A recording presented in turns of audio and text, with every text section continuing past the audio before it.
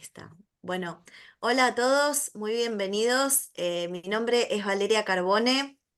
Eh, Les damos la bienvenida a esta actividad que vamos a presentar desde la Cátedra Libre de Estudios de Estados Unidos del Instituto de Relaciones Internacionales de la Universidad Nacional de La Plata, todos bajo la dirección acá de Norberto Consani, y también ahí de Anabel Abuso, a quien me pone muy contenta que se haya podido sumar hoy. Bueno, les damos la bienvenida a esta charla que vamos a tener hoy, en la que vamos a presentar los dos grandes libros tres colegas que se suman acá hoy con nosotros. No sé si Norberto, antes de arrancar, querés decir algo, dar la bienvenida. No, simplemente ya con lo tuyo, me alegro que esté Anabela también. Bueno, y siempre agradeciendo la participación tanto los autores como los que están presentes ahora en esta reunión Zoom. Y sobre todo el trabajo tuyo, Valeria, que es constante, que siempre estás pensando en hacer cosas. Así que bueno, como decía hace unos minutos, a Juan Ramón y a Loreta no la conozco, pero bienvenido a una actividad que seguramente se va a repetir en el futuro. Así que nada más que eso, no quiero tomar más minutos. Bueno, muchas gracias, Norberto. Bueno, y con eso quiero darles la bienvenida, y además agradecerles enormemente, a Leandro, a Juan Ramón y a Loreta por sumarse a este ciclo de charlas y presentaciones que venimos teniendo desde el año pasado. En el día de hoy se nos ocurrió que podíamos hacer una presentación doble de las obras de acá de los colegas, con los que también compartimos espacio en el grupo de trabajo de Claxo, en el grupo de Estados Unidos de Claxo. Así que bueno, con eso los voy a presentar brevemente, a pesar de que los currículums de todos son más que impresionantes. Por un lado, les quiero presentar a Leandro Morgenfeld. Leandro es profesor y licenciado en Historia, especialista y magíster en Historia Económica y de las Políticas Económicas, y doctor en Historia por la Universidad de Buenos Aires. En 2013 concluyó el postdoctorado en Ciencias Sociales y Humanas. Además, es profesor adjunto regular en la Universidad de Buenos Aires y en otras instituciones superiores de la Argentina. Vamos a admitir. Eh, es investigador independiente del CONICET, radicado en el Instituto de Estudios Históricos, Económicos, Sociales e Internacionales. Participa en distintos grupos de investigación, entre ellos el GT de Claxo, como les decía recién, que además coordina excelentemente desde el año 2016. Algunas de sus obras son El ALCA, a quien le interesa, el Mercosur en cuestión, Vecinos en conflicto y relaciones peligrosas, Argentina y Estados Unidos. Entre los más recientes se cuenta Bienvenido Mr. President, Estados Unidos contra el mundo, Trump y la nueva geopolítica, y el legado de Trump en un mundo en crisis. Y en 2023 salió publicado su último libro, justamente del que vamos a hablar en el día de hoy, Nuestra América frente a la doctrina Monroe, 200 años de disputas, sobre, bueno, el que vamos así a conversar un poquito hoy, que además fue reseñado en varias oportunidades. Por otro lado, les presento a la doctora Loreta Tellería Escobar. Es doctora en Ciencias Históricas de la Universidad de La Habana, Cuba, magíster en Estudios Sociales y Políticos Latinoamericanos de la Universidad de Alberto Hurtado de Santiago de Chile, y licenciada en Ciencias Políticas y Economía de la Universidad Mayor de San Andrés de La Paz, Bolivia. Es autora de varios libros y artículos sobre policía, Fuerzas Armadas, democracia, geopolítica y relaciones entre Bolivia y los Estados Unidos, y también es miembro del GT de Estudios sobre Estados Unidos de Claxo. Y por último, pero no por eso menos importante, quiero darle la bienvenida al doctor Juan Ramón Quintana Taborga, que es sociólogo y oficial retirado del Ejército. Ha realizado estudios de maestría en Filosofía y Ciencia Política, es becario del Instituto Francés de Estudios Andinos, del Consejo Latinoamericano de Ciencias Sociales y del Programa de Investigación Estratégica en Bolivia. Fue ministro de la Presidencia en 3 oportunidades entre 2006 y 2018, director ejecutivo de la Agencia para el Desarrollo de las Microrregiones y Zonas Fronterizas y embajador del Estado Plurinacional de Bolivia en la República de Cuba. Es autor y coordinador de varios libros sobre Fuerzas Armadas y Policía, Seguridad Ciudadana y Relaciones Internacionales.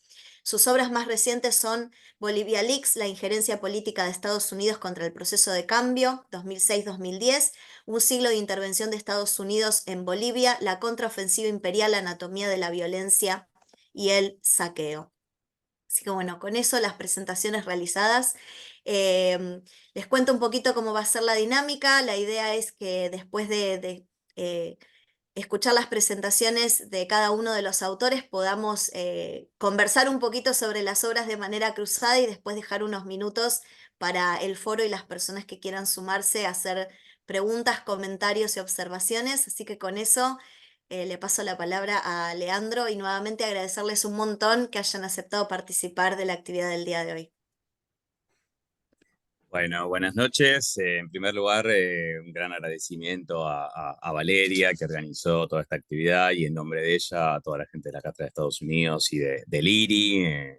Es un honor estar. Hicimos varias cosas siempre con el IRI, así que también le agradezco a Norberto, que está acá, con el que hicimos también actividades en el doctorado, en la revista. Bueno, Anabela también, que es una colega con la que compartimos muchísimos espacios, y veo que se van sumando algunos amigos y colegas. Mariano Vázquez veo que acaba de entrar, que va a presentar el domingo otro libro de la perspectiva de la resistencia de los trabajadores a la doctrina Monroe, junto con la CTA Autónoma, ¿no? Así que bueno, veo que hay bastantes personas, Luis Weiner también, que trabajan estas temáticas. Bueno, es un honor, la verdad, participar en una presentación conjunta. Creo que es una muy buena idea de Valeria, ¿sí? Presentar dos libros que dialogan entre sí, no solamente porque con Lorete y con Juan Ramón, como ya lo dijiste, compartimos en un espacio en Claxo, el grupo de trabajo de estudios sobre Estados Unidos, sino porque los libros dialogan. De hecho, acabo de terminar una reseña del libro que salió ayer en Jacobin Latinoamérica, y que es de libre acceso, la pueden leer lo mismo que el libro, ¿no? Está publicado en Bolivia, el libro de los compañeros con los cuales compartimos, pero está en la biblioteca de Claxo en acceso abierto, así que cualquiera. Ayer me preguntaba Telma Luzani, que iba a tratar de venir también y que les manda saludos, me pedía que se lo alcanzara donde lo podía conseguir, y bueno, es un libro que se puede descargar, porque es de libre acceso. Bueno, prefiero hacer una exposición en estos 15 minutos que tenemos, que sea más coloquial y más dialogada, y no que sea una larga exposición sobre el libro, así que va a tratar de ser más dialógica y más improvisada, y en todo caso, cuando haya preguntas en la segunda instancia, podemos profundizar alguno de los temas. Entre otras cosas, porque el libro este también es un libro de libre acceso, es una coedición entre Claxo y Batalla de Ideas, así que el libro, esta cosa que logramos, Claxo todo lo que edita lo hace en acceso abierto. O sea que este libro, del cual voy a hablar y voy a decir algunas breves cosas en estos minutos, lo pueden descargar en forma gratuita, lo mismo que los 6 libros de nuestro grupo de trabajo de estudios sobre Estados Unidos, que son coediciones con siglo XXI, pero con el acuerdo de que uno los puede comprar en las editoriales, pero también los puede descargar libremente. Ahora, los que nos gusta el papel, el libro lo edita Batalla de Ideas, que es una editorial una editorial joven, una editorial de textos críticos, y ustedes pueden buscar en las redes sociales de ellos como pedirlo, y se los envían el libro a la casa al que le gusta el formato escrito. Y algunas de las cosas que voy a decir también están un poco más desarrolladas en 2 artículos recientes que publiqué en Mundo Tectónicos, que es otro espacio en el cual participamos algunos de los que estamos acá. Es un espacio sobre la reflexión geopolítica. Hay 2 artículos, uno que publiqué en marzo sobre algo que voy a tratar de decir brevemente al final de esta exposición, que es las elecciones en Estados Unidos. Estamos a pocos meses de elecciones presidenciales y elecciones donde se va a renovar casi todo el Congreso en Estados Unidos, ¿sí? Así que en estas elecciones del 5 de noviembre planteo yo una analogía entre los 2 principales candidatos octogenarios, casi octogenarios, ¿sí? Y la senilidad del imperio norteamericano. Y un último artículo que salió hace pocos días, que se titula Milley y la sumisión neocolonial a Estados Unidos, también publicado hoy en Tectónicos, las 2 veces con K, ¿sí? Que viene bien también releer estos días a raíz del cuarto viaje del presidente Milley a Estados Unidos en menos de 6 meses de mandato. Dicho todo esto, vamos a la presentación. Bueno, hay varias preguntas que ordenan el libro. Es un libro de lectura, creo, relativamente ágil. Es un libro no muy extenso. Pero una de las principales preguntas sería: ¿qué es la doctrina Monroe? Si sigue vigente o no, y qué rupturas y continuidades podemos pensar en términos de las relaciones entre Estados Unidos y nuestra América. Sí, la doctrina Monroe tiene varias dimensiones, 2 fundamentales. se resume en una frase que en realidad no dijo Monroe en ese famoso mensaje, séptimo mensaje al Congreso de Estados Unidos, que es América para los americanos, ¿no?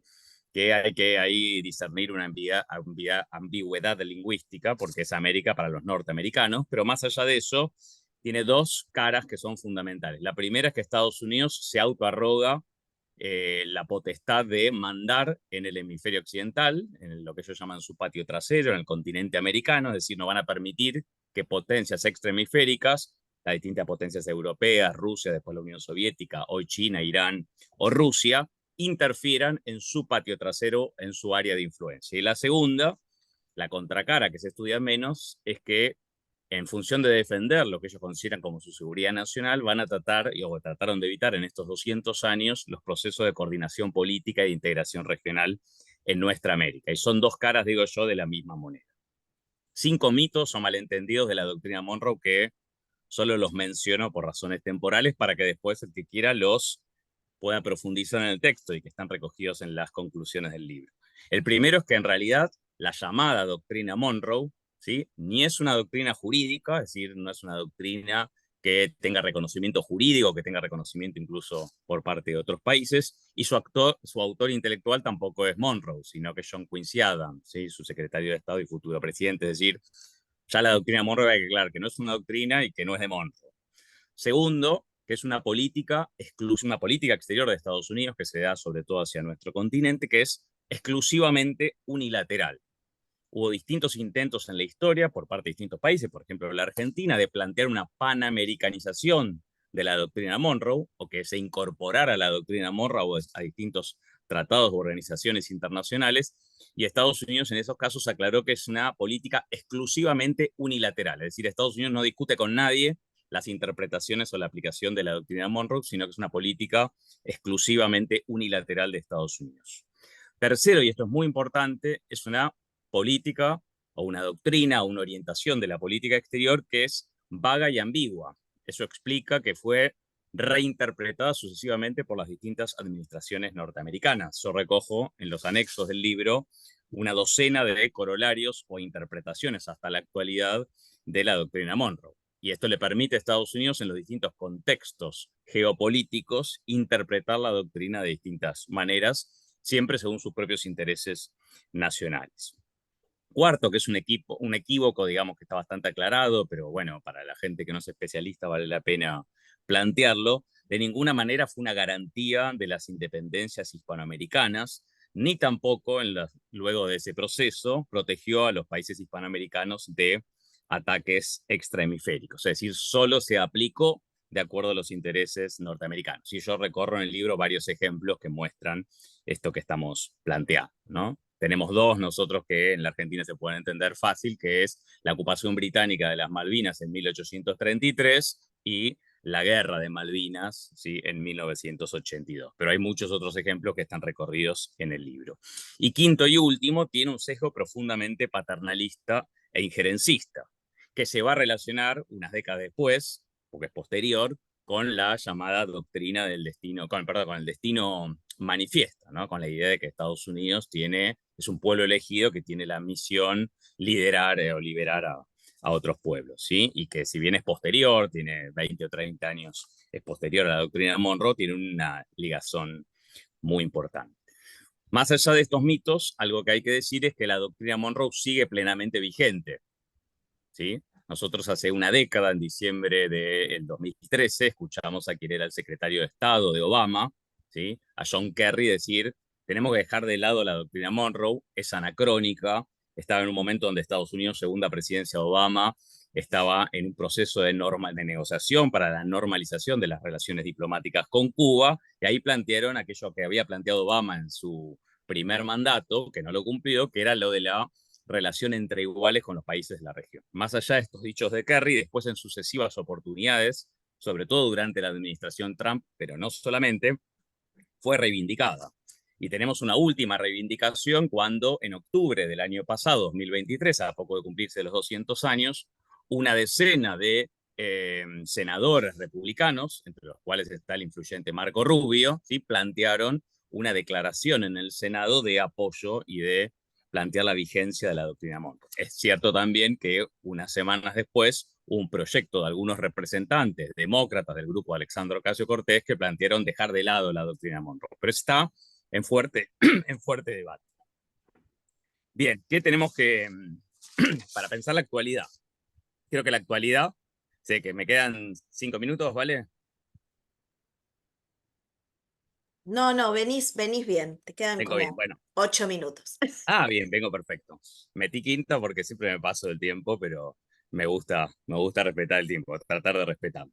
Bien, para pensar la doctrina Monroe en la actualidad, porque el libro tiene una dimensión, tiene una parte histórica que es muy importante, pero lo mismo que ahora vamos a ver con el libro de Loretta y de Juan Ramón, tratamos de hacer una inversión de los abordajes tradicionales, es decir, no analizar cronológicamente qué pasó en cada década, o qué pasó en cada siglo, qué pasó en cada periodo, sino pensar por qué nos importa hoy la política, la doctrina Monroe, la política de Estados Unidos hacia nuestra América, y a partir de esas problemáticas irá recorrer la historia en función de las necesidades de los problemas que encontramos en el presente.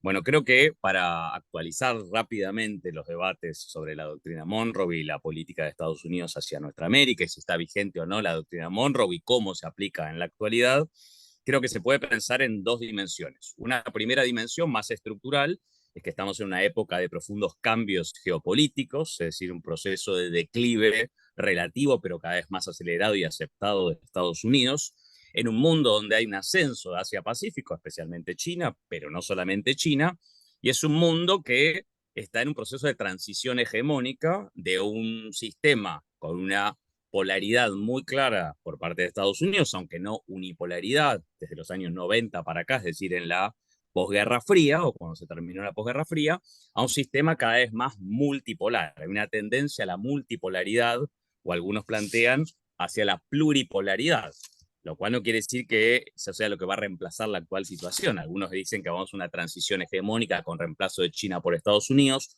otros hablan de un mundo con dos grandes polos y otros hablan de una recreación de la Guerra Fría. No voy a reponer el debate acá, pero sin duda en los últimos años hay una aceleración de ese proceso que en el Grupo de Trabajo de Estudios sobre Estados Unidos venimos planteando hace 20 años. Sobre eso hay que plantear distintos escenarios posibles, ¿sí? Cada vez más con el recrudecimiento de las tensiones geopolíticas, incluso sus derivas militares. Hay quienes dicen que ese escenario de una tercera guerra mundial, que muchos veían como imposible hace algunos años por el carácter imbricado de ambas economías, porque no había sistemas económicos sociales en disputa como durante la Guerra Fría, etcétera, estamos más próximos a ese escenario. Otros autores, Gabriel Merino es otro integrante de nuestro grupo, plantean que y muchos otros plantean que estamos ya en realidad en una guerra mundial, pero una guerra híbrida y fragmentada, entonces hay que pensar los enfrentamientos mundiales no con las características que tuvieron las grandes guerras, las dos guerras mundiales en el siglo XX, sino con las nuevas características. Lo cierto es que hay un proceso por parte de Estados Unidos de declive tecnológico, de declive económico, y paradójicamente, o no tan paradójicamente, la contracara de eso es una profundización de la militarización de la política exterior y en particular de la política de Estados Unidos hacia nuestra América. Sobre eso van a hablar específicamente Juan Ramón y Loretta, pero esto hay que señalarlo, hay que subrayarlo, y lo vemos cada vez más claro en distintas cuestiones. Si uno analiza la última estrategia de seguridad nacional del 2022, va a ver que plantean que Rusia, China e Irán son fuerzas malignas, ¿sí?, que conspiran contra los intereses y la seguridad nacional de Estados Unidos en nuestra América. Y si observamos la deriva, los viajes, las declaraciones y la política del Comando Sur a través de su jefa, Laura Richardson, lo vemos muy claro. No hay que explicar demasiado en Argentina porque está todo muy transparente y sobre la mesa. Tenemos en estas mismas horas nada menos que el portaaviones George Washington de Estados Unidos surcando aguas argentinas y por iniciar ejercicios militares conjuntos en las playas de Mar del Plata. La segunda dimensión, nada más la planteo, una más estructural, la segunda dimensión es que estamos en un año electoral en Estados Unidos. Vamos a ver si Biden va a reelegir o Trump va a volver. Estos serían los dos grandes candidatos, pero no hay solo elecciones en elecciones presidenciales, que son centrales, sino que se renueva la totalidad de la Cámara de Representantes y un tercio la de Cámara de Senadores. O sea, hay que ver cómo se distribuyen esas mayorías en una elección que, como lo sabemos de los últimos procesos 2016 para acá, es muy difícil hacer cualquier pronóstico electoral. Y sin duda, algo que quiero decir nada más para plantearlo, porque no tengo más tiempo, que es, cuando nosotros vemos las diferencias entre demócratas y republicanos, tenemos dos grandes sesgos, que lo decimos siempre nosotros. Los que exageran las diferencias, ¿sí? Y plantean cómo se abren dos mundos distintos si gana Biden o si gana Trump, y los que dicen es absolutamente igual, son lo mismo, ¿no? Una versión trotskista del análisis del son lo mismo de los balotajes en Argentina, y yo matizaría ambas cosas. Primero, lo que diría es que hay efectivamente enormes continuidades en la política de Estados Unidos hacia nuestra América. La doctrina Monroe permite trazar los ejes de continuidad en los últimos 200 años, y más allá de diferencias que las hay una continuidad establecida por el gobierno permanente de Estados Unidos y por los intereses estructurales. Dicho esto, que es en general soslayado, no es lo mismo, ¿sí? Y hay matices y hay formas distintas en las cuales se concreta la política interamericana de Estados Unidos, ¿sí? Con administraciones demócratas y republicanas y con un liderazgo como el de Trump o como el de Biden. En particular, una sola cosa para nosotros, para Argentina, es muy claro: un triunfo de las ultraderechas que apoyan, un triunfo de Trump empoderaría a las ultraderechas, ¿sí? Que tuvieron tener un momento de auge con Trump y con Bolsonaro, que después apareció un retroceso, pero que ahora, con el caso de Milei y otros en la región, se verían empoderadas con un triunfo de Trump. Lo cual no quiere decir, como el propio presidente Milei lo aclaró muchas veces, que su política de alineamiento, que yo le digo su misión acrítica y absoluta, su política de alineamiento con Estados Unidos va más allá de quién gobierna. Él está haciendo campaña por Trump, incluso hizo una cosa bastante poco frecuente, que se fue en febrero a una convención partidaria a sacarse la selfie con Trump cuando está negociando con el gobierno de Biden. Pero la política de alineamiento la tiene más allá de quién sea el presidente de Estados Unidos. Cierro. Nuestra América debe rechazar la doctrina Monroe en forma taxativa. Creo que tenemos un contexto geopolítico, ¿sí? Mucho más favorable para hacerlo que lo que teníamos hace 25 y 30 años, por esa transición hegemónica de la que hablé. Hay que combatir fuertemente la idea de la irrelevancia de la región. Es cierto que perdimos relativo poder económico, esto sería para explicarlo un poco más largo, pero Argentina es fundamental para Estados Unidos y para todo el mundo, por sus recursos naturales, por sus bienes estratégicos, por el mercado que representa, porque es una zona de paz, etcétera, etcétera. Tercero, tenemos que revertir los discursos de la autodenigración, tanto nacional como regional. La idea de que somos una región atrasada, que no nos podemos autogobernar, que no podemos solucionar nuestros problemas estructurales y por lo tanto tenemos que ser de alguna manera monitoreados desde afuera, ¿no? Y esto lo recorremos en los últimos 200 años. Cierro, vale, en 30 segundos. Tercero o cuarto, impulsar una estrategia de inserción internacional que aporte hacia la construcción de un multilateralismo multipolar, o prefiero yo una pluripolaridad.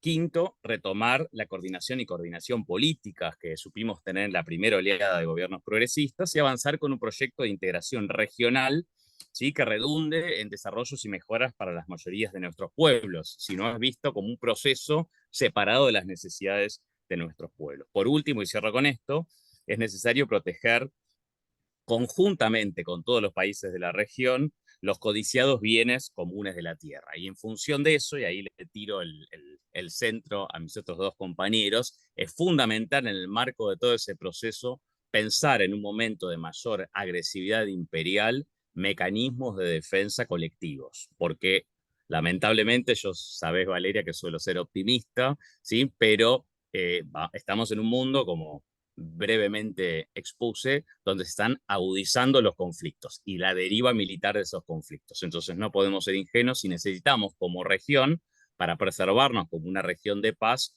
pensar estrategias, mecanismos y proyectos de defensa regionales frente a esta mayor agresividad imperial. Muchas gracias. Bueno, muchas gracias, Lean. Perfecto el uso del tiempo que hiciste, así que nada más para agregar. Bueno, y con eso le quiero pasar la palabra a Loreta y Juan Ramón.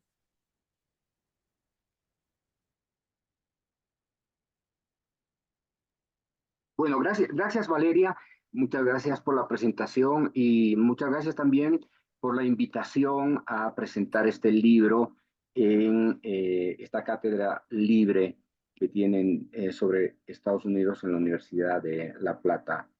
También agradecerle a Leandro por toda la cobertura en favor del libro y además por esa reseña tan importante que acaba de publicarse en Jacobin. Muchas gracias, Leandro. Un saludo a todos los compañeros y compañeras que nos están viendo o que van a ver esta presentación del libro. Yo voy a presentar una primera parte de este texto que está titulado como Las armas de Monroe, 200 años de intervenciones militares contra la Patria Grande. Este es un libro que ha sido pensado y escrito a la luz también, digamos, de recordar los 200 años de la doctrina Monroe. Es un aporte más específico que trata de, que quiere explicar una de las formas de la, diríamos, que adopta la doctrina Monroe, que es la intervención militar.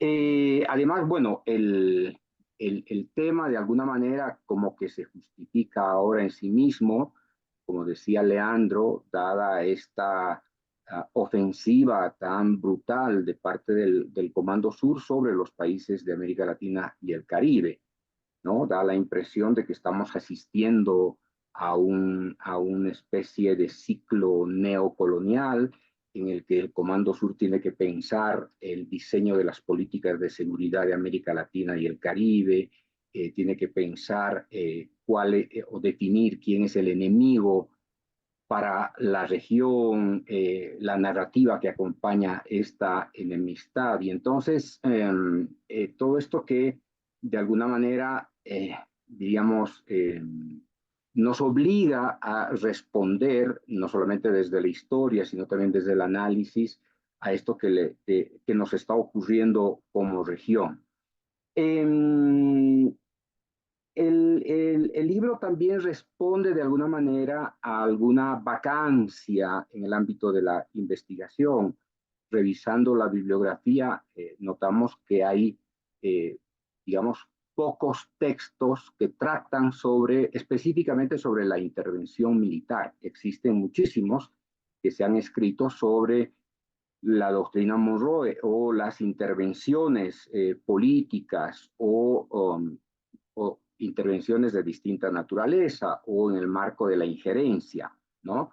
Entonces, con Loretta y yo pensamos en, de alguna manera, contribuir a esclarecer las dimensiones de la intervención militar norteamericana, que son las que le dan sentido, alcance, trascendencia a la doctrina Monroe. Es decir, no podríamos comprender la doctrina Monroe sin las intervenciones militares. De hecho, las intervenciones militares de Estados Unidos en América Latina le dan forma y sustento a su proyecto imperial, a su proyecto hegemónico.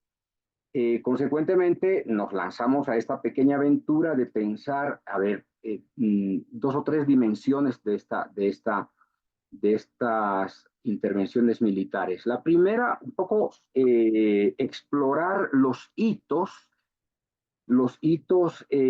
históricos, los ciclos de la intervención militar, y segundo, pensar las regiones donde se producen la mayor parte de estas intervenciones, ¿no? El libro de alguna manera trata de reflejar eso. El libro está dividido como que digamos, como que en cuatro capítulos. El primero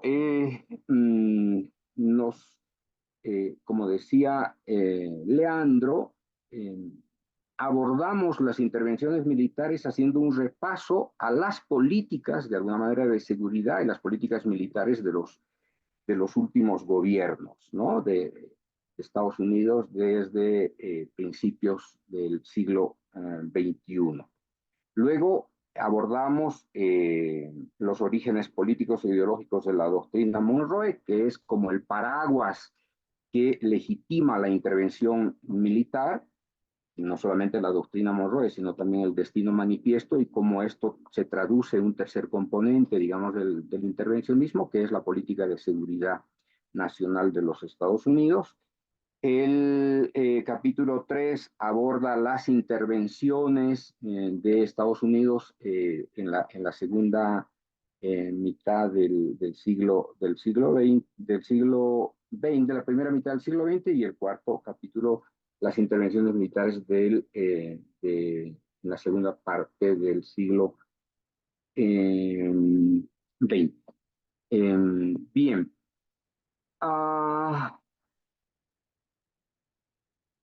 Hay algunas, voy a tratar de sintetizar por el tiempo, hay algunas correlaciones respecto a las intervenciones militares. La primera correlación es que las intervenciones militares de los Estados Unidos como que comienzan a partir del momento en que se crean las repúblicas latinoamericanas. Y tengo que decir, desafortunadamente, que una de las víctimas, digamos, de las primeras intervenciones es Argentina, ¿no? En 1830, 1830, 31, 32. Hay por lo tanto, las intervenciones militares norteamericanas empiezan a partir de la creación de los estados, de las naciones latinoamericanas. Y estas intervenciones tienen como cuatro, diríamos, objetivos. El primero, obviamente, es el de expandir el territorio norteamericano. La víctima preferida de esa expansión es México entre 1846 y 48, y además también hay otras expansiones cercanas. El segundo objetivo de las intervenciones en el siglo XIX es como la verificación del perímetro del dominio geográfico de los Estados Unidos, que paradójicamente empieza en la parte sur de América Latina y también en la parte norte, en los dos extremos, México y Argentina, ¿no? La tercera correlación, diríamos, tiene que ver con la legitimación de estas intervenciones, en gran parte a lo largo del siglo XIX, que están relacionadas con la pretensión de preservar sus espacios diplomáticos, algunos intereses, digamos, de Estados Unidos en la región a partir de la salida, obviamente, de España, a partir del proceso de descolonización. Y por supuesto, otro de los objetivos de estas intervenciones tiene que ver con la exploración de mercados potenciales en pugna todavía con Inglaterra y con Francia. Estas, digamos, son las características más importantes a lo largo del siglo XIX. Al final del siglo XIX se produce casi como una especie de quiebre, se deja de mirar y de intervenir solamente, digamos, la región, y las intervenciones se abren paso hacia una consolidación muy fuerte sobre el Caribe y Centroamérica, y su proyección sobre el Pacífico, sobre Hawái, Guam y Filipinas. Las víctimas de este momento, diríamos, de este estreno imperial, son Puerto Rico, que se convierte en una colonia, que después adopta otro nombre en la década del 50, y Cuba, fundamentalmente. Este es un punto de quiebre de las intervenciones militares. Se consolida a partir de la separación de Panamá de Colombia. Se convierte a Panamá, diríamos, en una especie de enclave militar a partir del cual se hacen los despliegues posteriores para las intervenciones, que diríamos son un tercer momento. Ese tercer momento, que cubre desde 1904, el gobierno de Roosevelt, hasta 1940, 35-40, se modifican estas intervenciones militares. Ya son intervenciones que tienen que ver fundamentalmente con imperativos geopolíticos, con la penetración de capitales, con la influencia de Wall Street, que tiene que ver con esta racionalización del darwinismo social y la fuerte influencia inclusive de los medios de comunicación que impulsan.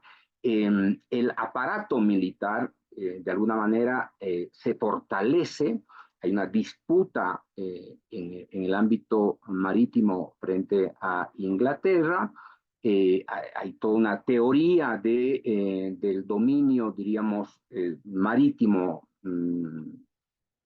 que, que preside, digamos, la ocupación de los territorios, la expansión del mercado, esta especie de autodesignación de trasladar las democracias a las naciones subdesarrolladas, etcétera, etcétera. Toda una mentalidad, diríamos, civilizatoria. Este tercer momento, que discute entre 1904 y 1935-40, tiene algunas características. Una de ellas, diríamos dos, fundamentalmente, son intervenciones de mediana duración, que duran 10, 15 años, especialmente República Dominicana o Nicaragua o Haití, pero a su vez, digamos, se incuba también ya la idea de que las intervenciones militares de Estados Unidos en América Latina y particularmente Caribe, Centroamérica, están generando desafectos diplomáticos y por lo tanto lo que se hace es apoyar regímenes autoritarios, dictatoriales, aliados obviamente a los Estados Unidos. Yo diría que hasta aquí, no sé si tengo todavía tiempo, podríamos concluir señalando lo siguiente. Primero que el discurso, diríamos, de legitimación de las intervenciones militares en América Latina y el Caribe están sostenidas en la doctrina Monroe, en el destino manifiesto y fundamentalmente en esta cristalización ideológica de la seguridad nacional como soporte, como base, digamos, de su proyecto hegemónico, ¿no? La primera conclusión. La segunda es que paradójicamente América Latina es la región históricamente, en los últimos 200 años, es la región más intervenida por los Estados Unidos frente al resto del mundo. Hay investigaciones muy novedosas últimamente de algunas universidades de los Estados Unidos. Una de ellas señala que en los 200 años, los 200 años, América Latina habría sido intervenida en mayor proporción, 34% en relación al 23% en el Asia-Pacífico, o 13% en Europa y un porcentaje menor en el África. Es decir, América Latina, siendo una frontera, digamos, contigua a los Estados Unidos, es la región que está más azotada por las intervenciones militares. Esto forma parte, obviamente, de todo el proyecto hegemónico norteamericano vinculado a lo que podríamos llamar la doctrina de guerra perpetua, considerando que entre 1776 y el año 2015, Estados Unidos prácticamente vivió una pausa de 21 años en paz. Más del 90% del tiempo Estados Unidos vivió en conflictos, enfrentando conflictos armados a lo largo y a lo ancho del mundo. El otro dato singular, diríamos, de esto es que de los 35 presidentes que ha tenido Estados Unidos hasta el día de hoy, solamente 6 presidentes se han excusado, diríamos, de intervenir militarmente sobre América Latina, lo cual no quiere decir que esos 6 presidentes, durante la gestión de los 6 presidentes, no se hayan hecho otras formas de intervención. Este libro solamente aborda la intervención militar, descartamos, obviamente no trabajamos sobre las otras formas de intervención, la política, la cultural, la económica o la financiera, para nada, solamente trata de explorar estas intervenciones. Geográficamente, la mayor cantidad de las intervenciones se las hace sobre la región del Caribe y fundamentalmente sobre la región de Centroamérica. Y de una manera, diríamos, menos convencional sobre los países de América del Sur. Y digamos ya ya para finalizar, tampoco hemos logrado explorar, no hemos estudiado las formas de resistencia a las intervenciones militares, que creo que es un tema de fondo. Creo que para los jóvenes que están estudiando el tema de Estados Unidos, América Latina, creo que hay que replantearse no solamente esta vorágine, digamos, vertical de las intervenciones desde Washington sobre la región, sino también habría que replantear una agenda de investigación sobre las formas de resistencia a las intervenciones, no solamente militares, políticas, culturales. Ahí Mariano Vázquez está haciendo unas investigaciones interesantísimas precisamente sobre las formas de resistencia a la injerencia imperial. Creo que con esto sí termino la parte de mi exposición. Gracias, Valeria. Muchas gracias, Juan Ramón. Y ahora sí, quiero pasarle la palabra a Loreta. Gracias, gracias Valeria, saludos a Leandro, agradecimiento al IRI, a la Cátedra sobre Estados Unidos por habernos invitado a presentar este libro y a todos y a todas las que están participando en esta presentación y luego también la verán, ¿no? Un poco para continuar con lo que decía Juan Ramón sobre el alcance del libro, ¿no? El libro aborda 200 años, está desde 1823, Doctrina Monroe, hasta 2023. Tiene, yo creo, lo valorable de ver el largo plazo y obviamente no puede ver el tema del detalle, que también es importante, cuál ha sido el derrotero de estas intervenciones en cada país. Pero de alguna manera lo que podemos sacar del libro como un sustrato valioso es ver que este sistema de intervención general que significó la doctrina Monroe en América Latina y el Caribe tiene un subsistema de intervencionismo militar, ¿no? Que fue determinante. Y este subsistema de intervencionismo militar está compuesto por, de acuerdo a lo que revisamos en el libro, por 8 variables, ¿no? La primera es la variable de la doctrina, es decir, cuál fue el marco doctrinal que guió este intervencionismo militar, iniciando por la doctrina Monroe, el destino manifiesto, ya en el siglo XX lo que es la doctrina de seguridad nacional, y a partir de aquí el inicio de esta construcción de amenazas para de alguna manera sustentar estas políticas de seguridad como fue el comunismo en su tiempo, la lucha contra el narcotráfico ya en el avanzado del siglo XX, el terrorismo en el siglo XXI y lo que hoy en día significa esta amenaza que es China, Rusia e Irán como los actores malignos que de alguna manera amenazan la seguridad no solo de Estados Unidos, dentro de su retórica, la seguridad del mundo y en particular de América Latina y el Caribe, ¿no? La segunda variable es el marco normativo. Toda esta doctrina, todo este sustento ideológico se ha sustentado en determinados marcos normativos que se van desarrollando a lo largo del tiempo.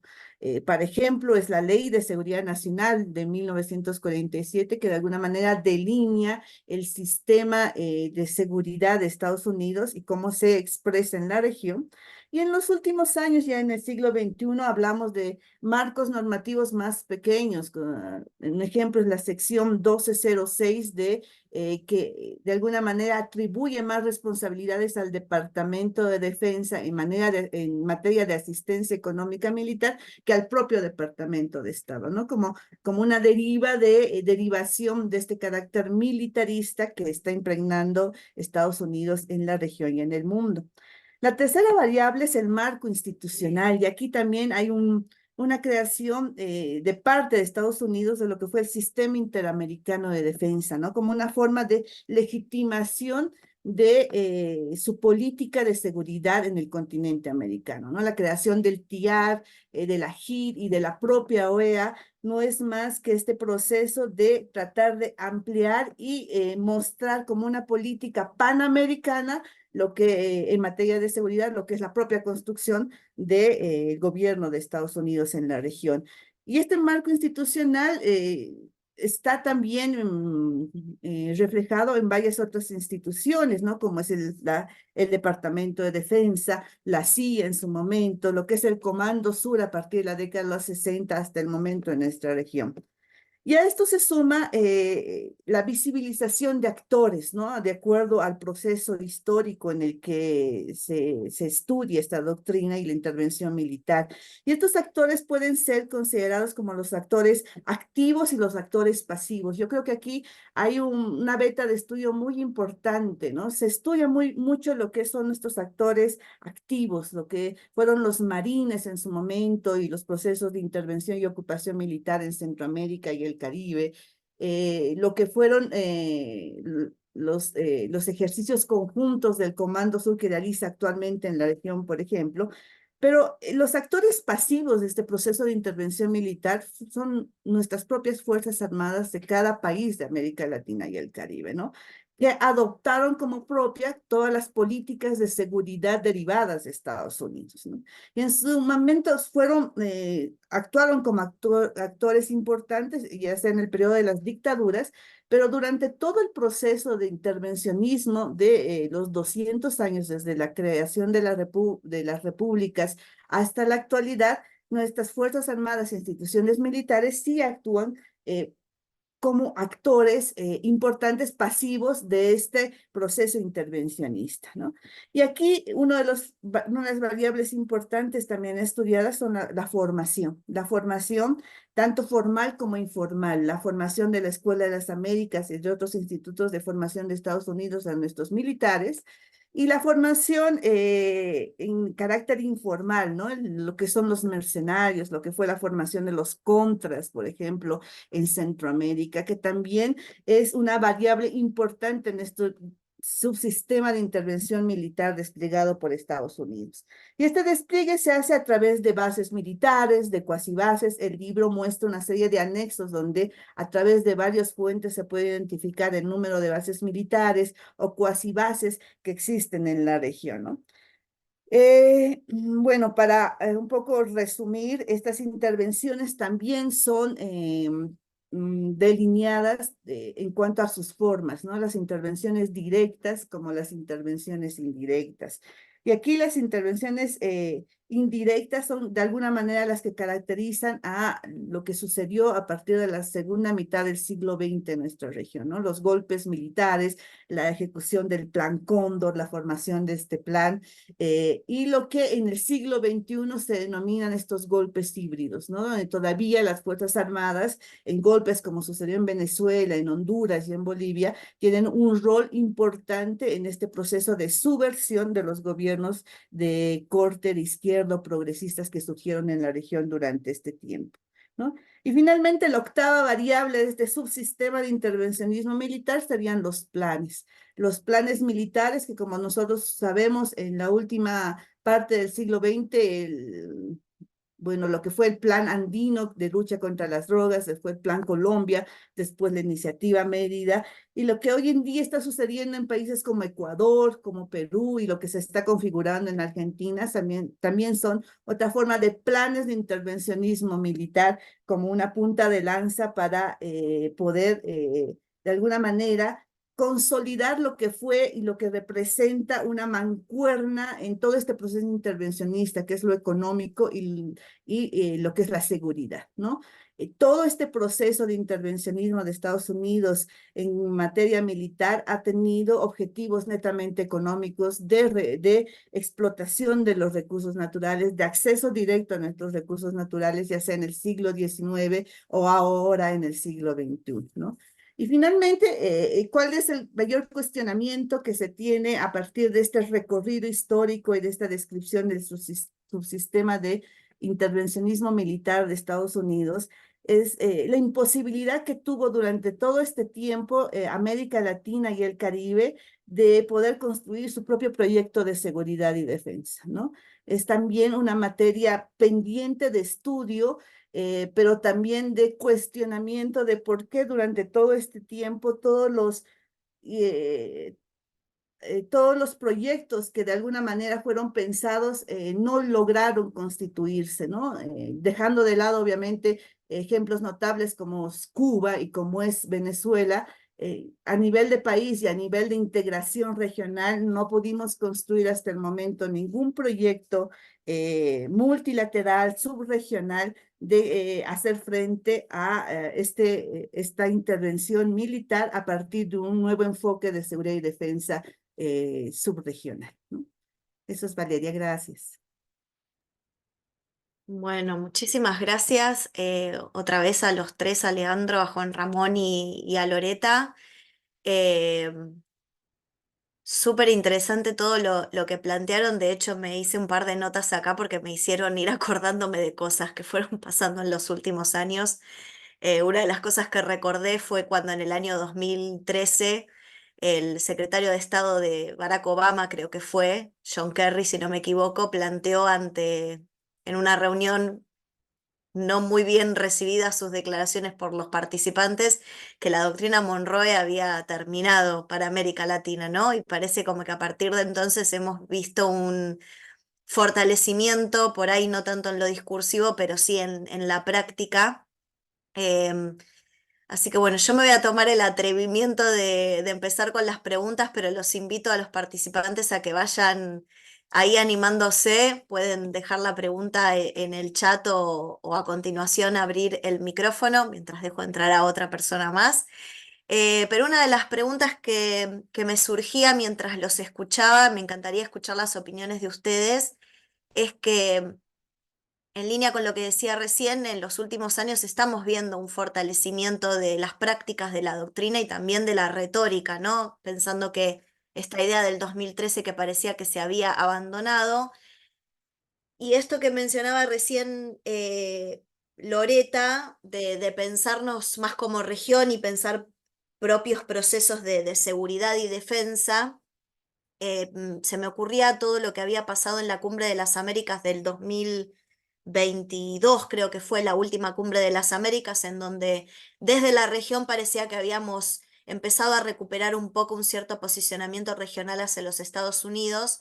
Entonces mi pregunta creo que tiene que ver cómo ven ese proceso ante el avance de la militarización que estamos viendo, con la presencia del portaaviones, pero también con, desde el caso de la Argentina, más actividades conjuntas desde lo militar. ¿Cómo ven ese proceso de cara no solo a las elecciones presidenciales y lo que pueda pasar desde lo retórico, sino la Cumbre de las Américas del 2025?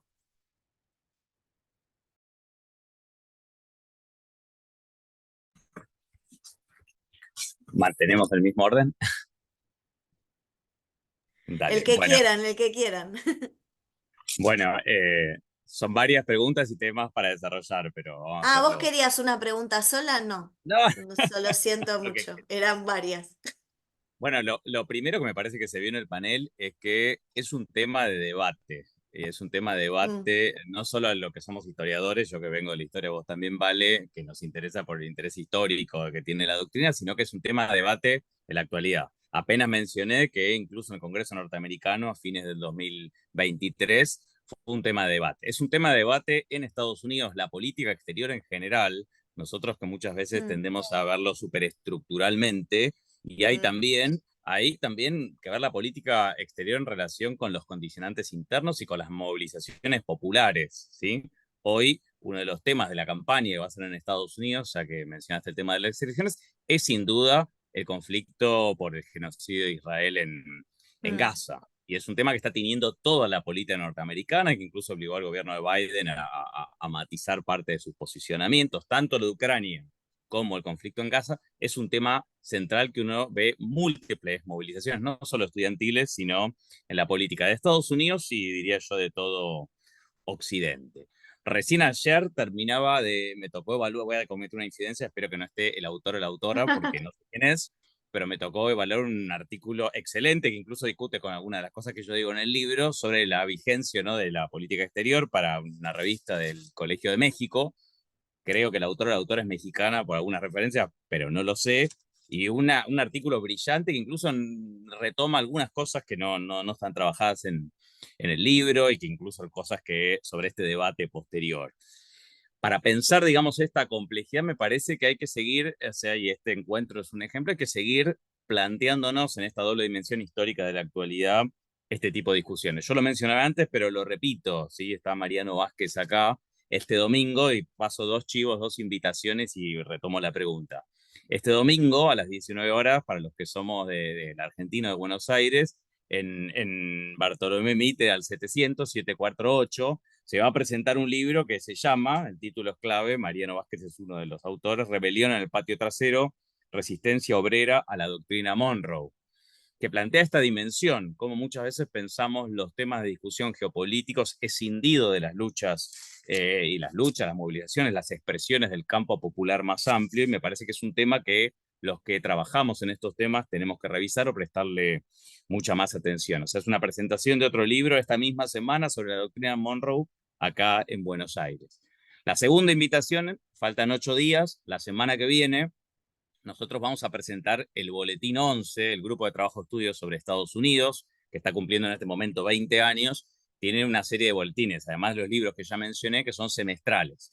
El Boletín 11, casualmente o no, lo coordinaron justamente Loreta y Juan Ramón, y vamos a presentar con 3 de los autores de este boletín el miércoles 5 de junio a las 5 de la tarde, en una actividad del primero de 4 conversatorios que va a ser la RELEU. De paso les cuento, la RELEU es una red latinoamericana de estudios sobre Estados Unidos. Hay otra, Realese, donde participa Valeria también y donde yo también participo, pero la RELEU va a organizar ahora, de acá a las elecciones de Estados Unidos, 4 conversatorios para discutir la situación, el vínculo entre Estados Unidos, la política al interior de Estados Unidos el mundo y Estados Unidos y nuestra América.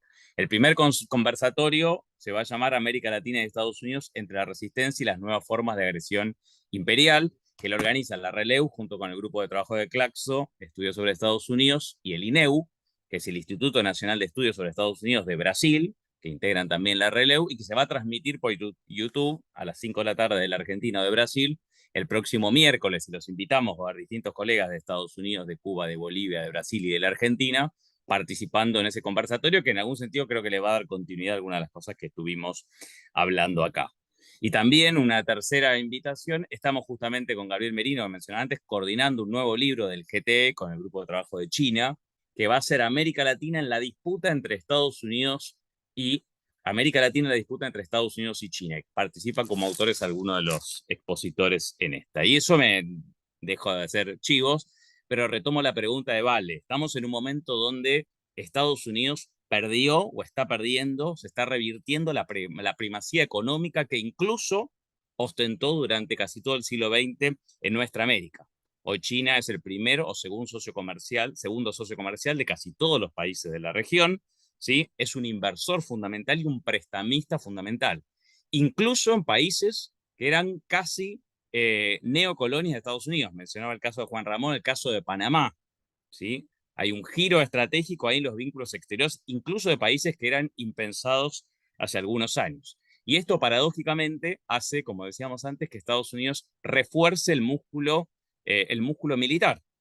Entonces, lo que estamos viendo de las crecientes presiones de Estados Unidos, ¿sí?, para compra de armamento, para ejercicios navales conjuntos, para profundizar el músculo político, diplomático, pero también y fundamentalmente militar, me parece que es fundamental. Lo digo esto en la reseña del libro y les paso la palabra a ellos para no monopolizarla, pero estamos en un momento donde en general en las ciencias sociales, en los estudios de relaciones internacionales, se ha dejado de hablar o se habla muy poco de imperialismo, y me parece que está retomado en forma crítica. Yo recomiendo mucho un libro de Claudio Katz, América Latina en la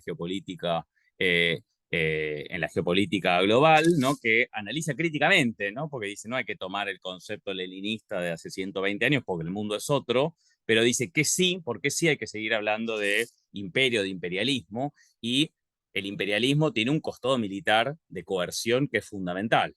Entonces me parece que esto lo tenemos que pensar en la región. Lo que nosotros a veces planteamos como algo de análisis y que era visto como un estiramiento, como un forzamiento, me parece que hoy está mucho más transparentado sobre la mesa. Cuando decíamos que los organismos financieros internacionales no son organismos técnicos, sino que operan con un eje intervencionista claro, bueno, hoy lo dijo esto, lo transparentó hace algunos meses Claver Carone, ¿sí?, que era el jefe del Banco Interamericano, cuando dijo el préstamo, 50.000 millones de dólares del gobierno de Macri, a pesar de que no había cumplido lo que habíamos firmado, tenía que ver, ¿sí?, con tratar de forzar o de tratar de financiar la reelección de Macri. Lo transparentó en el 2022 cuando lo dijo en Chile, lo que nosotros veníamos diciendo. Cuando Laura Richardson dice América Latina es estratégica para nosotros porque tienen alimento, petróleo, gas, litio, agua potable y la biodiversidad del Amazonas, y eso tiene que ver con nuestra seguridad nacional, ¿sí? Bueno, no estamos diciendo nosotros los acuerdos de, no sé, venta de armamento o de operaciones conjuntas son para defender la democracia, la libertad y los derechos humanos, que es lo que argumenta Estados Unidos, sino que viene por nuestros recursos. Bueno, ahora lo dice directamente, sin demasiadas, ¿cómo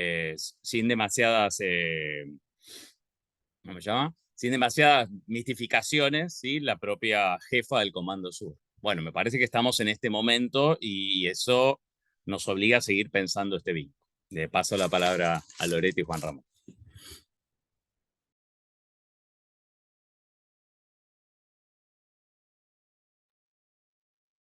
Bueno, intentaré responder brevemente a Valeria acerca de la respuesta de América Latina frente a estos, digamos, a este largo ciclo de hegemonía imperial norteamericana. Creo que en el libro de Leandro eso está muy claro.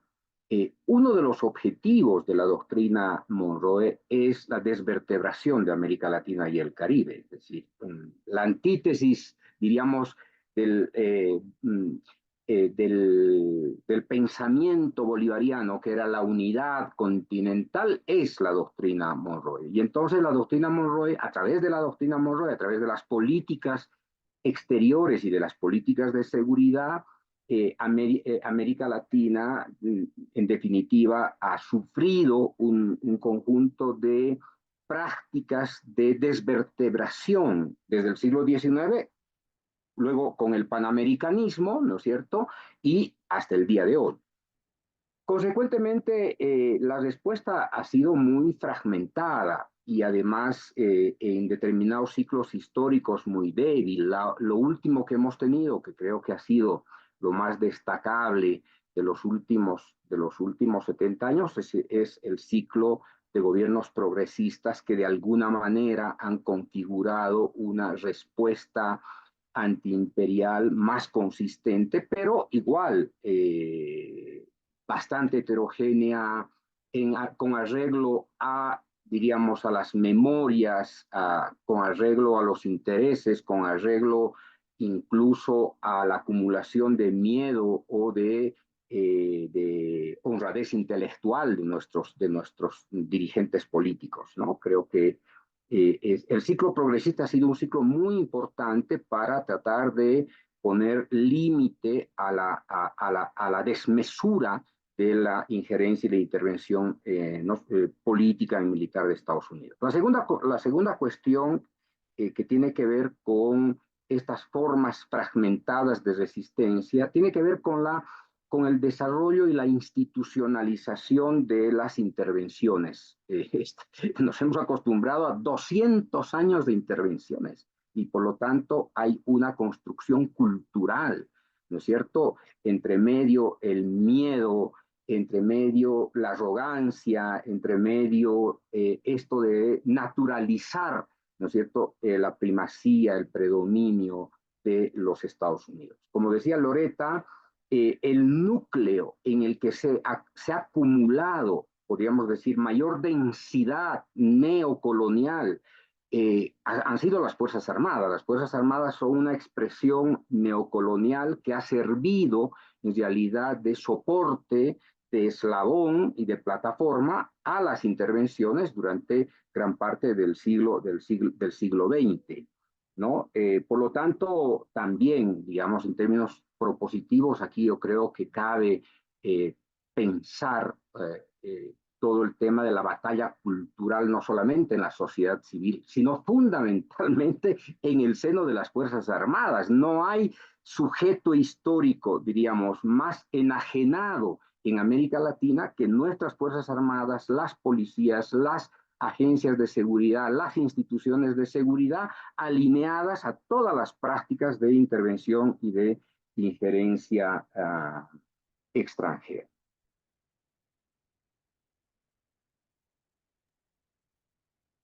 Bueno, poco para contestarte, Valeria, desde el punto de vista de defensa y seguridad. Han sido muy pocos los proyectos regionales que de alguna manera han tenido el objetivo de responder a este intervencionismo, ¿no? Yo me acuerdo en la década de los 90, mediados de los 90, salió una iniciativa que era el Mercosur de la defensa, un poco a tono con estas medidas de confianza mutua que se dio entre países como Argentina, Chile, estaba Brasil, etcétera, que fue una iniciativa acorde con el momento histórico, pero de manera general no fue, no tenía el objetivo de romper con esta eh, influencia militar que venía de Estados Unidos, ¿no? Ya en el periodo de los gobiernos progresistas, lo que fue UNASUR y el Consejo Sudamericano de Defensa, sin duda fue, yo creo que la mayor expresión de una intención de ser soberanos en la región en esta temática. Hay figuras importantes que trabajaban conjuntamente en Ecuador, en Argentina, en Brasil, trataron de llevar adelante esta iniciativa, pero lamentablemente con los cambios de gobierno, todo esto se vino abajo, ¿no? Entonces, son esfuerzos muy pequeños en el tiempo, notables, obviamente, pero que no tienen un seguimiento en cuanto a políticas de Estado, políticas subregionales, ¿no? Sino corresponden a liderazgos políticos muy particulares de acuerdo al periodo, a los periodos históricos. Y en este sentido, el rol que desempeña el Comando Sur en nuestra región sí es de largo plazo, sí es permanente y sí ha creado toda una institucionalidad, ¿no? Si uno revisa la página del Comando Sur, ve que los ejercicios conjuntos, los entrenamientos conjuntos, el desplazamiento, los proyectos, las visitas, etcétera, son permanentes a través de todo el periodo histórico desde que surge el Comando Sur. Entonces, ahí tenemos una construcción de institucionalidad en materia de intervención militar que en contraparte con nuestros países es sumamente diferente, ¿no? Entonces, el rol que tiene el Comando Sur en la actualidad sin duda debilita cualquier proceso de integración o de construcción de un proyecto subregional en materia de seguridad y defensa. Muchas gracias, Loreta, Juan Ramón y Leandro. Acá habían dejado una consulta para Leandro que ahí ya empezó a contestar en el chat. Así que, Lean, después si querés ampliar, sentite libre, pero bueno, como ya arrancaste con la respuesta, primero le voy a pasar la palabra a Anabela y después retomamos la pregunta del chat, si te parece. Bueno, hola, buenas tardes a todos y todas. Felicitaciones por la presentación y por la edición de los libros. Eh, no, yo estaba reflexionando en la misma línea que ustedes y hay una cuestión que me inquieta bastante, digamos, en los 200 años de vida de la doctrina Monroe.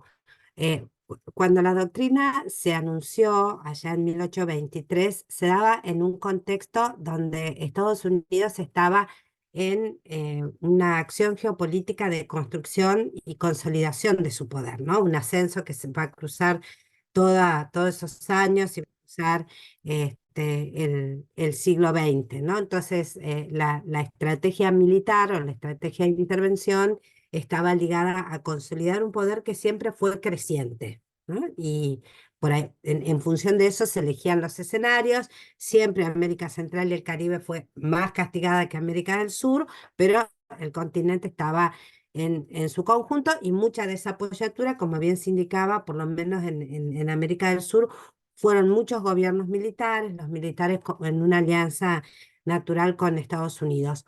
Hoy esa situación tiene un pequeño cambio, digamos, que es que la doctrina Monroe se vuelve a invocar, pero en un escenario de declinio del poder estadounidense y como parte de una estrategia global, donde el componente geopolítico, militar, no abarca solo América Latina, sino que abarca el conjunto de la política exterior de los Estados Unidos frente al mundo como la principal estrategia utilizada, o por lo menos el mayor diferencial que encuentra con lo que puede hacer China, por ejemplo, u otros países que le pueden competir en ese escenario. Y a esa situación de declinio se le suma una situación bastante particular, quizás yo estoy muy afectada por ser argentina, pero que es la presencia de esas derechas extremas en América Latina, llegadas al gobierno o a la oposición política por la vía democrática, con una fuerte afectación sobre lo que se decía acá, ¿no? La batalla cultural, o sea, sobre el conjunto de la opinión pública, que en muchos países le da apoyatura en porcentajes preocupantes a estas posturas. Insisto, estén en el gobierno o estén en la oposición. Digo, porque no me puedo olvidar, por ejemplo, del escenario chileno, para poner un ejemplo, ¿no? O del propio escenario de Brasil, aunque Lula gane, digamos, los porcentajes eh, que mantienen la apoyatura de Bolsonaro. Entonces, posiblemente nos enfrentemos a modalidades un tanto más virulentas inclusive que las que hemos conocido en esa situación donde se combina declinio del poder, estrategia militar como variable principal de la política exterior y actores de derecha que conjugan con las policías y con las Fuerzas Armadas, pero que llegan al poder por la vía democrática, lo cual compromete una opinión social que puede llegar a apoyar en esa dirección y limitar cualquier estrategia de resistencia. Pero bueno, lo pensaba mientras ustedes exponían, no, no es que tenga un estudio o una investigación sobre esto.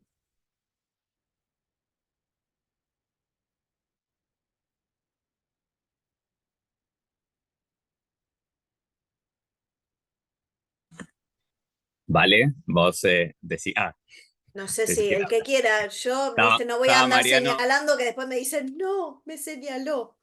tenés que contestar. No, estaba Mariano levantando la mano, puede hacer la pregunta y hacemos un par de minutos No, más. no, pensé que por ahí querían hacer algún comentario, pero si no le pasamos la palabra a Mariano, sí. Gracias, Vale. Bueno, primero, felicitaciones bueno, por estas dos producciones, a Leandro. Me parece un libro muy didáctico que leí el año pasado y un aporte fundamental, como, igual que existe una cátedra de estudios de los Estados Unidos.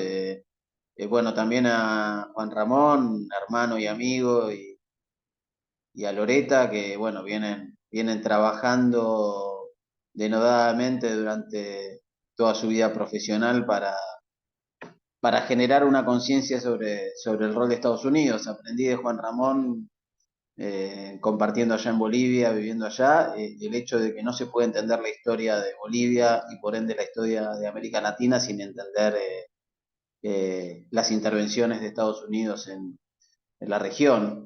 Y en ese sentido, lo que les quiero preguntar a Leandro, a Juan Ramón y a Loreta, quien quiera contestarlo, se viene en breve la cumbre social, la cumbre de la CELAC y la cumbre de la CELAC social en Honduras. Honduras es un país muy particular, tras el golpe del 2009, recuperó tras 12 años de esa democracia, y la democracia de la mano de quienes fueron derrocados en su momento. Eh, Hoy, justamente como mencionaba Juan Ramón, siempre Centroamérica, la zona meridional, fue la más atacada.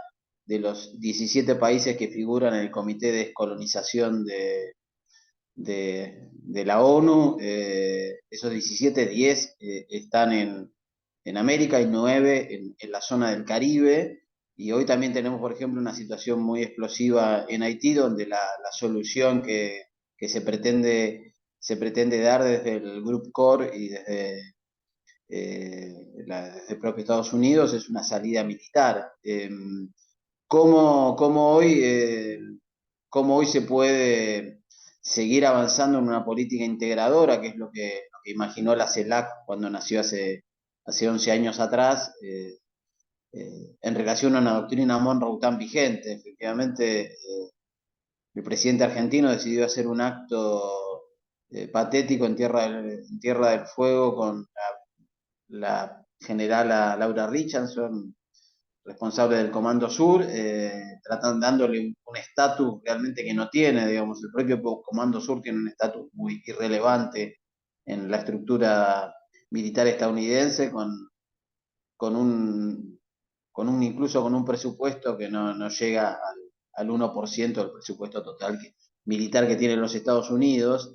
Es decir, es un momento complicado en ese sentido, pero ante esa vigencia, como lo han resaltado muy claramente, de la doctrina Monroe a 200 años de su creación, cómo se avanza en la necesaria integración latinoamericana, que es la única forma, como lo soñaron nuestros libertadores, de avanzar realmente en que América Latina deje de ser el continente más desigual del mundo y el más atacado además por Estados Unidos.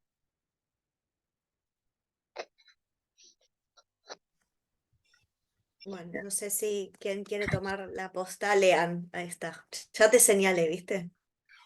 ¿Cómo contestar tantas preguntas en 2 minutos? Bueno, empiezo en el orden que las hicieron. La pregunta de Leopoldo al chat era por el tema del panamericanismo y la doctrina Drago. Bueno, ese fue mi tema de tesis doctoral. El nuevo panamericanismo, el que empieza con la primera conferencia de 1889, remite a algo que él tomó la pregunta de Anabela, ¿no? La doctrina Monroe, como decíamos, traza ciertos lineamientos que yo creo que sigue plenamente vigente en sus lineamientos, a pesar de que el contexto es muy distinto. Estados Unidos no tenía el músculo militar cuando planteó la doctrina para llevar a cabo lo que decía la doctrina. Se tenía que recostar en el músculo militar británico hacia 1820, y hoy está en otra situación, como en el siglo XX fue en otra situación. Ya Juan Ramón fue planteando algunas de las etapas, ¿sí?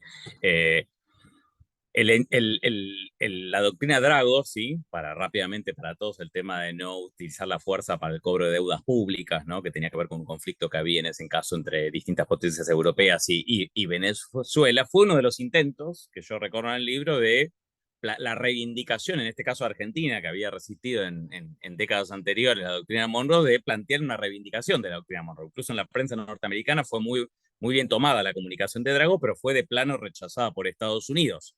Y 2, 3, 4 años después tuvimos el corolario Roosevelt de la doctrina Monroe, donde claramente se refuerza que eso que ya dije, que es una política absolutamente unilateral de Estados Unidos. El ejemplo de Drago es uno de varios en los cuales distintos países de América Latina apelan a la doctrina Monroe y Estados Unidos no plantea discutir esa doctrina ni incorporarla después a lo que fue la Organización de Estados Americanos o cuando se discutió la Carta Fundamental de la Organización de las Naciones Unidas en San Francisco, ¿sí? Lo que dice Anabela, bueno, son varias cosas, pero es fundamental entender los distintos contextos, porque, esto ya lo decía en la primera parte de la intervención, si uno no entiende los cambios de contexto, plantea, ¿sí?, algunas continuidades vacías de su contexto histórico que no sirven, ¿sí? Al mismo tiempo que, insisto, hay que ver las distintas modalidades que las distintas administraciones, incluso con muchísimas tensiones internas. Un ejemplo, el gobierno de Trump, ¿sí?, tenía distintas políticas exteriores en pugna al interior de su gobierno. Su principal asesor de seguridad nacional durante casi toda su presidencia fue John Bolton, ¿no? Que cuando lo echó dijo, me quiso empujar no a una, sino a 4 guerras. E intentó un golpe de Estado, una intervención militar en Venezuela en el 2019, recordémoslo, que fracasó. Pero bueno, había tensión entre un sector de esa administración y otro sector. Lo mismo podemos ver ahora en la administración Biden, es decir, estudiar esas especificidades en cada administración, incluso las tensiones internas, me parece muy importante, ¿no? Y por eso este tipo de estudios o estas cátedras, incluso sobre Estados Unidos, son muy útiles para no plantear generalidades que a veces se quedan en un solo nivel de análisis.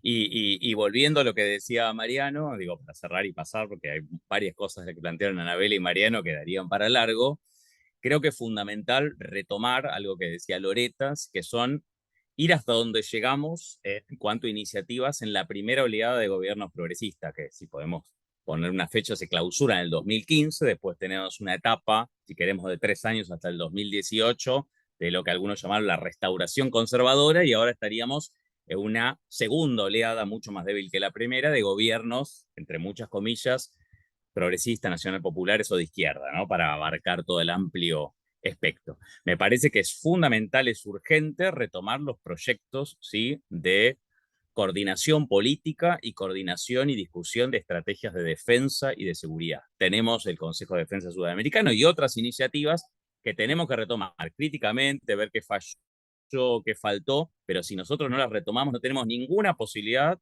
de que América Latina se inserte en este nuevo mundo con mutaciones geopolíticas fundamentales de una manera menos dependiente. Y una sola cosa, y con esto cierro, en relación al nuevo contexto. La academia o la política se divide entre los que tienen una relación, una mirada absolutamente edulcorada sobre las relaciones con China y los que tienen una mirada de tomar el discurso de Estados Unidos, ¿sí? O una mirada que son igual Estados Unidos y China, es decir, potencias imperialistas que están disputando América Latina, tenemos que rechazarlas por iguales, potencias del mal, ¿sí? Entonces tenemos que alinearnos con Occidente, con Estados Unidos, porque estas fuerzas malignas están penetrando en nuestro continente, sería el actual gobierno de Argentina, y aquellos que dicen, ojo, o que decimos, lo resumo, la disputa entre Estados Unidos, China, Rusia, Irán, la India, los BRICS y otros actores generan mejores condiciones de posibilidad para América Latina para plantear una inserción internacional más autónoma. Pero eso requiere como condición necesaria, aunque no suficiente, que la política, la discusión de la política con todos los actores extremiféricos sea en forma conjunta. Si América Latina, ni Brasil, ni Bolivia tenemos posibilidad de establecer un vínculo con China, que no sea reprimarizador, que no sea redependiente, si no lo discutimos en forma conjunta. ¿Y tenemos con qué? Tenemos recursos estratégicos que si nos ponemos de acuerdo, por ejemplo, la iniciativa de AMLO, una OPEP del litio, tenemos el litio que podemos discutir con el resto del mundo en forma conjunta. Ahora, si el presidente Milei va a regalarle el litio a Elon Musk y a Estados Unidos, ¿sí? Para traer una inversión sin ninguna transferencia de tecnología y competir con Chile y con Bolivia, a ver quién cede más para tener inversión extranjera, estamos fritos. O sea, es condición necesaria, pero no suficiente, volver a discutir en todos los órdenes, incluido el militar, pero en todos los órdenes, qué estrategia conjunta nos damos los países de la región. Gracias, Lean. Juan Ramón, Loreta.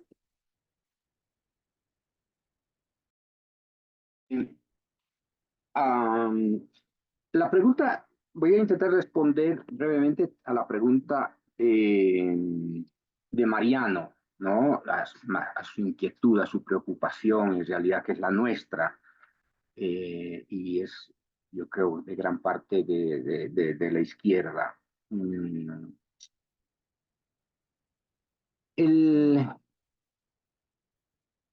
La cumbre de movimientos sociales que se va a hacer en Honduras, teniendo Honduras la presidencia, la secretaría pro tempore de la CELAC, creo que es un momento importantísimo, no solamente para evocar, para elaborar pronunciamientos políticos frente a lo que está ocurriendo hoy a escala global, como el genocidio en Gaza o esta especie de impulso belicista de la OTAN, Europa, Washington para provocar a Rusia y usando armas, diríamos, de largo alcance para atacar objetivos estratégicos dentro del territorio ruso.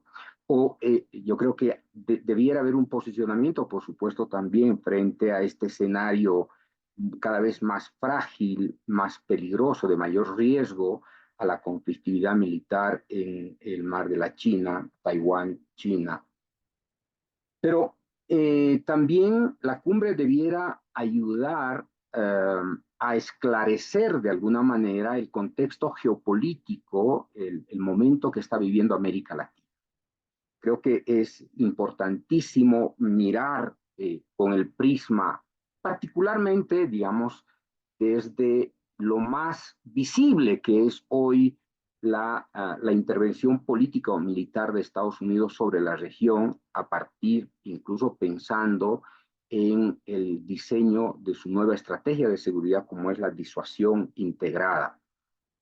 Tengo la impresión de que, en definitiva, el Pentágono y el Comando Sur están ocupando un gran segmento de la política exterior en América Latina, y esta tendencia a la militarización de la región, a la generación de conflictos, incluso políticos, diplomáticos, interestatales, de manera deliberada, tiende precisamente a esto de fragmentar la región e ir capturando diríamos, uno por uno los países en América Latina y el Caribe. Entonces, esa preocupación que creo que es fundamental, el de advertir esta nueva ofensiva, diríamos, imperialista norteamericana, que no la está haciendo sola, la está haciendo con apoyo de la Unión Europea en el ámbito político, diplomático y con el apoyo militar de la OTAN. Este es un contexto completamente distinto a lo que habíamos vivido gran parte del siglo XX, donde solamente en el marco de la Guerra Fría teníamos solamente digamos, a dos actores fundamentales que se dirimían cuotas de poder global. Hoy día no, afortunadamente, hoy día hay terceros incluidos en este conflicto geopolítico que está viviendo América Latina y por lo tanto existe, ¿no es cierto?, la posibilidad, como decía Leandro, como de ecualizar, diríamos, los intereses de la región, ¿no?, frente a esta gran ofensiva imperial. Y segundo, ¿cómo hacemos? ¿Qué respuesta le damos a este contexto? Yo creo que, paradójicamente, Argentina se está convirtiendo en un gran laboratorio, ¿no es cierto?, político para la región a partir de este nuevo modelo, de esta nueva forma de agresión contra el Estado y obviamente de destrucción, diríamos, de las reservas políticas que se encuentran en las fuerzas sociales contestatarias. Yo creo que y lo que hace falta es este vínculo orgánico, yo diría, de tres grandes movimientos. El movimiento de los pueblos indígenas, por un lado, el movimiento obrero, el movimiento campesino, ¿no?, los sectores urbanos organizados, por un lado. Por otro lado, creo que este movimiento en sí mismo no va a tener mucho peso para resistir esta ofensiva si es que no se articula a este gran movimiento que también ha dado una señal extraordinaria a la Argentina, como es el movimiento universitario. Es decir, esta articulación entre los sujetos, las universidades, los movimientos sociales, yo diría, lejos solamente de discutir o de embarcarse en discusiones bizantinas acerca de la posición de la izquierda, etcétera, etcétera, yo creo que acá de lo que se trata es precisamente de salvar un proyecto regional, bienes comunes, públicos, por supuesto, y esto implica un gran trabajo político en los medios alternativos, ¿no? Estamos ciertamente en un contexto de una guerra cultural muy agresiva. Ellos tienen ventajas tecnológicas, recursos, iniciativas, puestas en escena a escala global, con una derecha cada vez más vigorosa a escala global, y lo que nosotros tenemos es eso. Entonces, yo veo casi como, sí, con el prisma de lo que está ocurriendo en la Argentina, todavía una especie de precalentamiento en la resistencia sindical, política, social, y este imperativo de las articulaciones. Yo creo que cada país debiera contribuir con la acumulación de resistencia. En el caso de Bolivia, su mayor acumulación son los pueblos indígenas. Por lo tanto, el peso de los pueblos indígenas frente a esta resistencia, obviamente, le va a dar una configuración particular, teniendo en cuenta también la reducción, digamos, del mundo obrero sindical.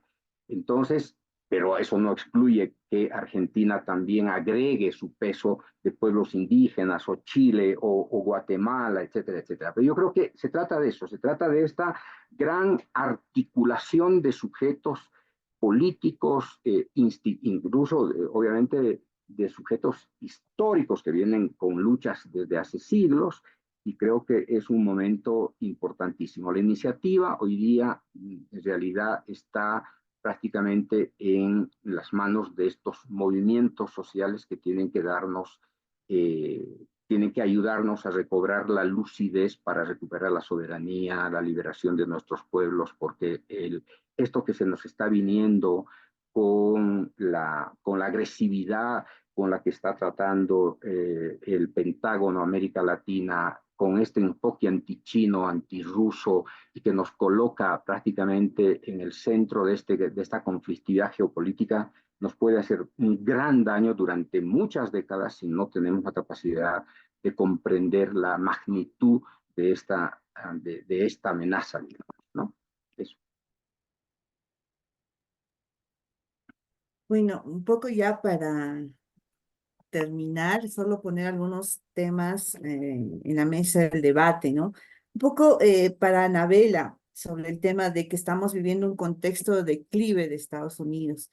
Yo creo que esto es cierto en varios ámbitos, ¿no? Mariano decía, Leandro decía que China se ha convertido en el primer socio comercial de la mayoría de los países de América Latina, pero sin duda el primer socio militar de la mayoría de los países de América Latina sigue siendo Estados Unidos, ¿no? Y eso se mantiene estable independientemente de los gobiernos que existan, ¿no? Por ejemplo, en Bolivia había un gobierno progresista, declarado anticolonial, antiimperial, con una política militar nacionalista, pero inmediatamente que subió al poder un gobierno de facto, los militares adhirieron de manera pragmática a este gobierno e iniciaron una serie de pacificación con 2 masacres de por medio, ¿no? Entonces, las Fuerzas Armadas son un poder dentro de los estados en gran parte de América Latina, y esto se nota en gobiernos como Honduras, como Guatemala mismo, el nuevo gobierno de Guatemala, donde en ambos países las relaciones militares de las Fuerzas Armadas de estos países con Estados Unidos fluyen de la manera más abierta posible. Entonces, nosotros tenemos que ser conscientes de que estas relaciones militares de Estados Unidos con varios países o la mayoría de los países de la región, con las Fuerzas Armadas de la región, son estables, son fuertes, son sólidas, datan de la década de los 40 del siglo XX y no han sido interrumpidas hasta el momento, ¿no? Y en este caso, desde la perspectiva de estas cumbres sociales como una nueva alternativa, como una alternativa para hacer frente a la doctrina Monroe, el intervencionismo de Estados Unidos, yo creo que es importante que la sociedad, los movimientos sociales, los movimientos que se rebelan contra este dominio conozcan esta realidad, ¿no? El tema militar, el tema de las Fuerzas Armadas muchas veces o en la mayoría no es estudiado por la sociedad. Es un poder que es construido muy lejano de la realidad social. Entonces, en la medida que haya estos procesos de difusión de esta información, el libro de Mariano que se va a presentar próximamente, nuestras propias producciones, el debate con la sociedad, para que la sociedad conozca que las Fuerzas Armadas son un poder dentro del Estado, que son alineadas definitivamente a lo que es la doctrina de seguridad de Estados Unidos y pueden revertirlo. En esa medida hay una esperanza para contrarrestar este militarismo que Estados Unidos ejerce en la región, que va a ser de alguna manera el instrumento utilizado en última instancia para poder consolidar y poder mantener la hegemonía que está perdiendo. Bueno, para cerrar, me encantaría poder seguir, pero tenemos que ir cerrando. Les quiero agradecer muchísimo nuevamente a Leandro, a Juan Ramón y a Loreta. Una de las cosas que más me gustó de esta presentación es como todos contestaron con el libro del otro.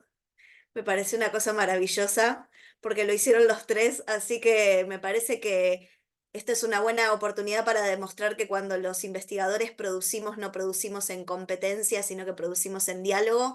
Así que les agradezco muchísimo a los tres. Espero volver a repetir esta actividad con ustedes y con otros investigadores. Les agradezco mucho a todos los que se sumaron y bueno, vamos a estar subiendo esta charla para que puedan compartirla con otros.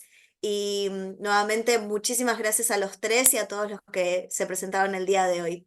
Nos vemos pronto. Gracias, Valeria. Gracias a todos. Chao, muchas gracias. Valeria. Gracias. Chao, Leandro, Loreta. un abrazote.